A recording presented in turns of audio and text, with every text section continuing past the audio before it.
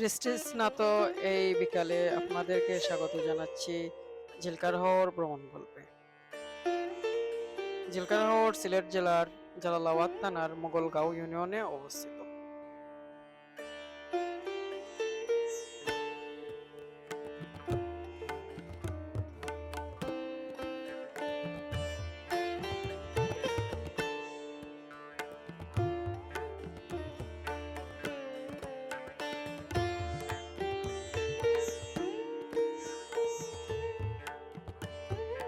আজকে যেহেতু শুক্রবার, তাই আমরা বন্ধুরা মিলে বের হয়েছিলাম একটু ঘোরাঘুরির জন্য। একটি হাওড়ে যাব। হাওড়ের নামটা এক্স্যাক্টলি আমার মনে হচ্ছে না, পরবর্তীতে বলবো। কিন্তু এই হাওড়ের রাস্তায় এসে যে বিপত্তিটা বাঁধলো সেটা হচ্ছে কি, আপনারা দেখতে পাচ্ছেন, আমি ক্যামেরাটা ঘুরিয়ে দিচ্ছি। বিপত্তিটা হলো এই যে রাস্তায় পানি উঠে গেছে এবং চারিপাশের অবস্থা। আর ওই সামনে আমাদের ফ্রেন্ডরা বাইকে।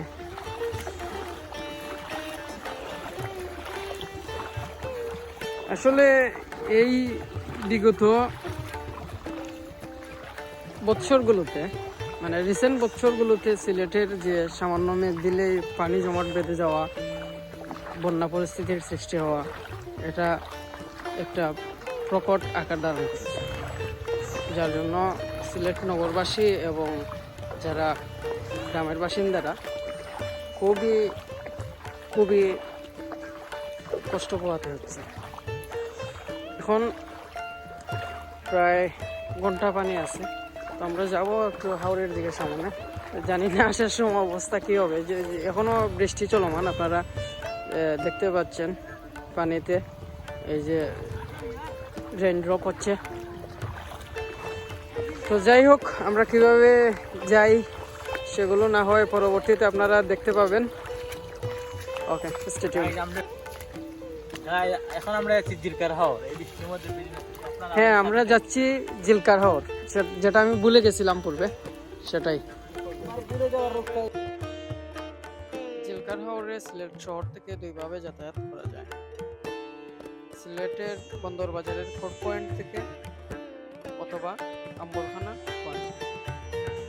সিলেটের কোর্ট পয়েন্ট থেকে ঝিলকার হাওরের দূরত্ব প্রায় 15 কিলোমিটার এবং আম্বরখানা থেকে ঝিলকার হাওরের দূরত্ব প্রায় 14 কিলোমিটার। এখান থেকে আপনারা সিএনজি যুগে যাতায়াত করতে পারবেন।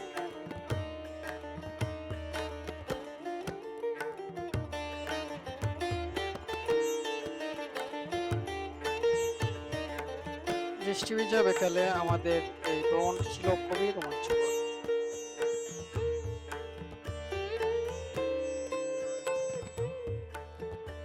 হাওরের ছোট্ট রাস্তা দিয়ে আমাদের বাইকের ছুটে চলা এবং প্রাকৃতিক দৃশ্য, জেলেদের মাছ ধরা আমাদেরকে বিমুগ্ধ করছে।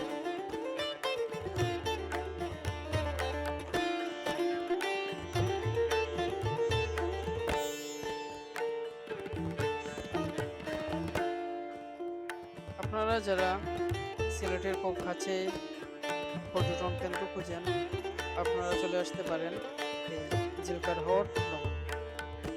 এই স্থানটির তেমন প্রচার প্রসার না হওয়াতে এটা এখনো লুকায়িত।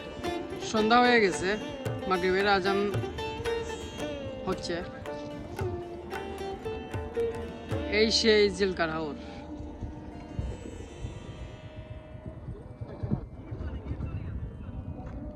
আরো সুন্দর জায়গা আছে, কিন্তু যেহেতু বন্যা পরিস্থিতি, রাস্তাঘাট অনেকটা ডুবে গেছে আর সামনে কাঁচা রাস্তা, তাই আমরা সামনে যাওয়াটা সম্ভব হচ্ছে না।